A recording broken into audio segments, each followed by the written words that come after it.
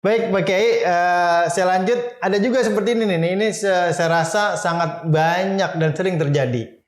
Eh, Bagaimana sih hukumnya orang yang berbicara saat khutbah berlangsung gitu kan, banyak nih di masyarakat, di masjid gitu ya, ketika sholat Jumat khutbah berlangsung banyak yang berbicara. Nah, itu seperti apa ya hukumnya? Apakah haram atau tidak kalau seperti itu? Gimana Pak Kiai?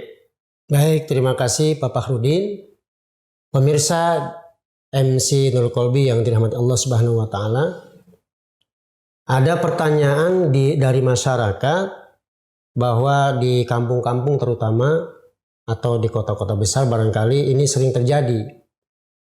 Apalagi anak-anak yang di bawah usia dewasa, memang mereka barangkali belum mengetahui tentang adab-adab pada saat mereka sedang mendengarkan khutbah Jumat. Masih dalam kajian kita di tema tentang keutamaan sholat Jumat, ada sebuah hadis Rasulullah Shallallahu Alaihi Wasallam menjelaskan, man qala yaumal jumu'ati li sahibi wal imamu yakhtub. Siapa saja yang berkata pada hari Jumu'ah kepada temannya di sampingnya, baik samping kiri atau samping kanan, ketika dia sedang sholat di masjid, saat itu imam sedang khutbah, sedang menyampaikan khutbahnya di mimbar, ansyid. Si teman ini atau orang ini berkata kepada temannya, ansyid, diam, dengarkan khutbah. Itu baik mengucapkannya dengan ucapan langsung atau dengan isyarat. Misalnya, atau ya, itu sama saja. Di dalam hadis disebutkan au takallam, atau dia berbicara ya dengan ucapan yang barangkali obrolan yang tidak layak diobrolkan di dalam masjid, enggak ada tujuan penting. Atau juga dengan abis, artinya dengan ucapan sia-sia yang enggak ada manfaatnya, yang enggak ada faedahnya. Atau tadi yang saya katakan lewat isyarat. Baik pakai tangan atau pakai kepala dan sebagainya. Itu kata Nabi, faqad lago. Berarti orang tersebut yang mengucapkan kepada teman sebelahnya atau di sampingnya atau di depannya, berarti lago, telah sia-sia dia Jumatnya.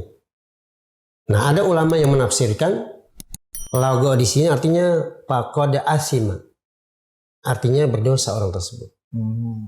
Ini hadis sudah umum di kalangan kita, namun kadang-kadang masih tetap terjadi di kalangan masyarakat kita.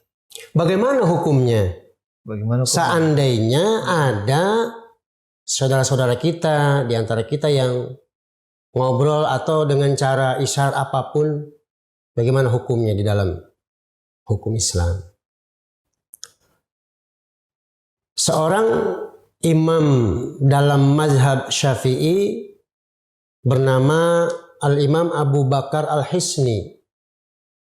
Di kalangan mazhab Syafi'i, beliau sangat terkenal, mempunyai sebuah karya namanya Kifayatul Akhyar. Ini sebuah syarah komentar tentang kitab Ghayatul Ikhtisar. Itu namanya Kifayatul Akhyar fi Ghayatul Ikhtisar. Di sana beliau menjelaskan mengenai orang yang pada saat khutbah berlangsung mereka ngobrol atau lain-lain sebagainya. Beliau mengatakan haram atau tidak, atau bagaimana hukumnya pada saat khutbah berlangsung mereka ngobrol. Nah, beliau menjawab dalam persoalan ini, pemirsa yang dirahmati Allah Subhanahu wa taala, ada dua pendapat ulama di dalam kajian fikih perbandingan mazhab. Yang pertama, dan ini pendapat ini telah dikukuhkan oleh Imam Syafi'i sendiri, yang kebanyakan mazhab Syafi'i memang kita ambil mazhabnya di Indonesia. Di dalam mazhab qadim beliau, artinya mazhab qadim, mazhab yang beliau kukuhkan itu pada saat beliau berada di kota Baghdad, Pak. Yeah. Ketika tinggal di kota Irak. Itu dikenal dengan mazhab qadim. Di dalam mazhab qadim, beliau mengatakan annahu yahrum. Berarti orang tersebut yang ngobrol hanya mengatakan atau isyarat jangan ngobrol tanpa bersuara, itu haram hukumnya. Annahu yahrum. Nah, pendapat Imam Syafi'i ini didukung oleh mazhab-mazhab lainnya. Seperti Imam Malik, Imam Abu Hanifah, dan juga Imam Ahmad bin Hanbal. Berarti hampir seluruh mazhab yang 4 mengatakan bahwa itu hukumnya haram. Haram. Tapi di dalam mazhab Syafi'i, dalam mazhab qadimnya, ketika beliau masih berada di Baghdad. Ada lagi pendapat yang kedua. Kalau pendapat yang pertama tadi, seperti yang saya sampaikan di awal tadi, mengacu pada sebuah hadis yang saya sampaikan tadi. Faqad lago. Pendapat yang kedua, pendapat Imam Syafi'i juga, tapi di dalam mazhab jadidnya. Mazhab jadid berarti pada saat beliau sudah pindah ke Mesir. Tadi di Irak kan tadi. Awalnya di Irak, di Baghdad. Pada saat beliau pindah ke Mesir itu muncul lagi namanya mazhab jadid. Jadi dalam mazhab Syafi'i ada dua. Ada qaul qadim maksud saya ya. Ada qaul jadid. Kalau yang tadi qaul jadid haram hukumnya. Qaul qadim. Maaf. Kalau qaul jadidnya itu kata Al-Imam Abu Bakar Al-Hisni, annal kalama laisa biharam. Jadi ngobrol pada saat khatib menyampaikan khutbahnya itu laisa biharam. Tidak dianggap haram hukumnya. Tetapi wal insot huna sunnah. Kalau kita memperhatikan dan kita mendengarkan dengan khusyuk khutbah yang disampaikan oleh khatib tersebut, itu malah kita berpahala sunnah. Pemirsa yang dirahmati Allah Subhanahu wa taala, ini beralasan juga. Nanti kita mau ambil pendapat yang haram atau pendapat yang tidak haram. Mengatakan tidak haram. Kalau pendapat yang haram tadi, hampir semua imam mazhab mengatakan haram. Tapi ada dalam qaul jadidnya Imam Syafi'i, ini dianggap tidak haram. Tapi boleh. Kalau nggak haram boleh. Dan ini berlandaskan sebuah hadis yang diriwayatkan oleh Asy-Syaikhain, artinya Imam Bukhari dan Muslim.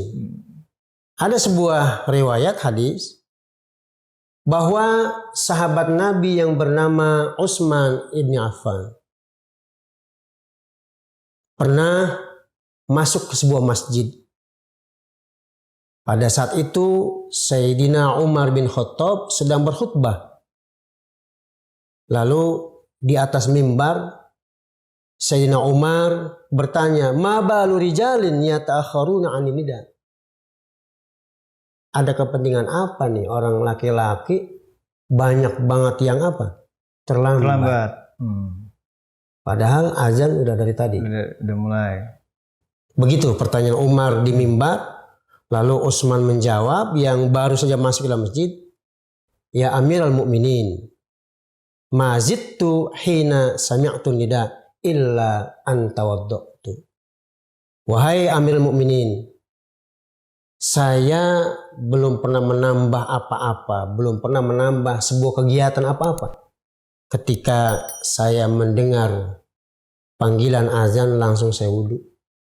Begitu jawaban Sayyidina Utsman radhiyallahu anhu. Ada lagi dalam riwayat lain, pernah Nabi Muhammad SAW ketika sedang khutbah di mimbarnya, lalu datang seorang laki-laki. Ketika itu Nabi sedang khutbah di mimbarnya, datang seorang laki-laki lalu bertanya, "Ya Rasulullah, mata sa'ah?" Nabi lagi khutbah, laki-laki datang lalu bertanya, ada yang nanya gitu ya. "Kapan datangnya hari kiamat?" Akhirnya jamaah yang berada di hadapan Nabi di masjid tersebut, sebagian mereka ada yang mengasih isyarat, ada yang mengatakan disuruh diam berarti, dan sebagainya. Ternyata seorang laki-laki yang bertanya kepada Nabi ini tidak menerima isyarat dari jamaah untuk diam. Tetap saja dia mengulang pertanyaannya yang kedua dan yang ketiga. Akhirnya ketika pertanyaan yang ketiga, mata sa'ah, kapan datangnya hari kiamat? Di atas mimbar Rasulullah SAW, setelah orang laki-laki tersebut bertanya yang ketiga kalinya, Nabi bersabda, "Waihak, celaka ente ini. Ma'adattalah, apa yang sudah Anda persiapkan untuk hari kiamat nanti?" Laki-laki itu menjawab, "Hubbullah wa rasuluh." Hanya Allah yang saya cintai dan Rasulnya. Ketika laki-laki menjawab di hadapan Rasulullah yang sedang khutbah, "Innaka ma'aman ahbabta." Nabi menjawab lagi, "Anda akan bersama orang yang Anda cintai." Nah, ini ada sebuah hadis juga riwayat Imam Baihaqi seperti itu. Berarti dari landasan pendapat yang kedua ini, orang yang berbicara, ngobrol dan sebagainya pada saat khutbah sedang berlangsung, ini berarti boleh. Tetapi di situ al-insat sunnah. Kalau kita tetap tidak ngobrol, tidak lain-lain, fokus untuk mendengarkan khutbah, itu justru sunnah Rasulullah yang pahalanya amat besar. Demikian. Ya, terima kasih Pak Kiai. Alhamdulillah pemirsa, cukup jelas menurut saya sudah dijelaskan oleh narasumber kali ini terkait beberapa pertanyaan yang ada dalam masyarakat, dan alhamdulillah sudah dijawab.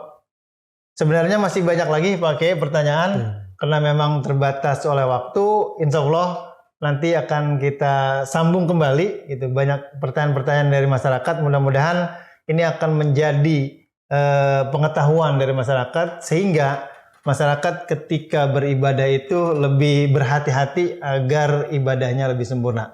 Baik, seperti itu Pak Kiai. Terima kasih untuk waktunya hari ini. Mudah-mudahan kita akan lanjutkan ke pertemuan selanjutnya. Baik pemirsa yang saya hormati, demikianlah kajian kitab kita pada kesempatan kali ini. Mudah-mudahan ada manfaatnya. Bagi pemirsa yang ingin melakukan pertanyaan atau memberikan pertanyaan, silakan ketik di kolom komentar. Insya Allah pertanyaan-pertanyaan dari pemirsa akan kami respon dan kami jawab. Demikianlah kajian kitab kita pada kesempatan kali ini. Insya Allah akan kita lanjutkan dengan kajian-kajian kitab lainnya. Kurang lebihnya mohon maaf. Assalamualaikum warahmatullahi wabarakatuh.